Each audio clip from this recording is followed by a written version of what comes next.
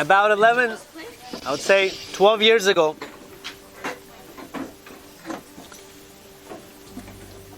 I had the privilege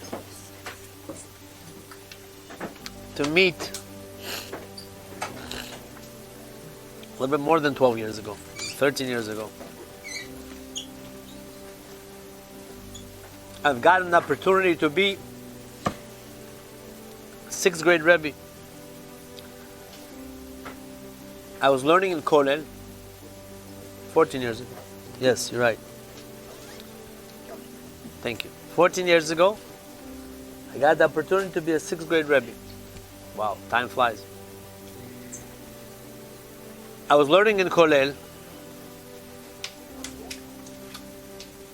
and I got the opportunity for years. Every year someone would come after me, "No, why don't you come and teach? You're learning in Kollel, the community needs you. We need you, you're teaching, you're doing good." I said, "I'm sorry, I'm not ready. I want to learn. How am I able to teach if I'm not full?" Not that I'm full now. But every year. And I said, no, not yet.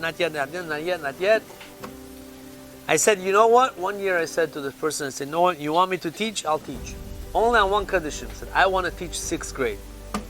I don't want to teach 7th grade. I don't want to teach 8th grade. I don't want to teach 5th grade. I want 6th grade. I don't want to teach 2nd grade. Can I? Yes. Do I want to? No. If I'm going into the field of chinuch to teach, it has to be 6th grade. Whatever, I have my reasons." But then the person said, "I'm sorry, I have no 6th grade for you. 7th grade I have." I said, "I'm sorry, I don't want 7th grade. We have a Rebbe there now. I want 7th grade. I want you to be 7th grade." I said, 6th. All of a sudden, he comes to me, this person. I get a phone call from the principal of the school, whoever used to be the principal here. He says to me, "We have an availability for 6th grade. The Rebbe that they had then quit in the middle of the year. It was an older Rebbe, and they needed a replacement. You have 2 weeks. 2 weeks to give us a model lesson. First, you have to give us a model lesson to see how you teach.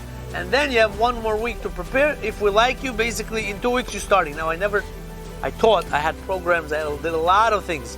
But to be in a classroom as a Rebbe 14 years ago, I wanted it, but I didn't have a classroom. I had programs all over. I tutored, but not Rebbe. After I got that phone call, I started having heart palpitations. Why? Because learning for so many years in yeshiva, and then all of a sudden leaving that, it's painful. Every yeshiva man that learned in yeshiva will understand the pain. The person that never learned in yeshiva will not understand the pain. If you learned in yeshiva for a long time, he will understand the pain. So you know what I started doing? I went to every single Talmid Chacham that I know to ask him, "No, Rebbe, what do you say? Should I go out and start teaching? Or I should continue learning, and the opportunity will come whenever it will come. Should I go out, or I should learn?" I went to one Talmid Chacham, he tells me, "Don't worry, continue learning, the opportunity will come." I went to another Talmid Chacham, and he tells me, "It depends on," he said, "Why you want to learn?" So I want to be a Talmid Chacham. He says, "There's 2 types of Talmidei Chachamim. One Talmid Chacham that learns, that also he sits and learns all day, that's Talmid Chacham. Then there's Talmid Chacham that goes out and teaches, also Talmid Chacham. What type of Talmid Chacham you want to be?" I said, "You see the Shas, you see the Sfarim, you see the Shulchan Aruch, you see the Mishnah Berurah, you see so much Halacha, Shah. I want to learn, I want to know all this. Nevi'im, Ketuvim." He tells me, "You have to make a decision." I don't know.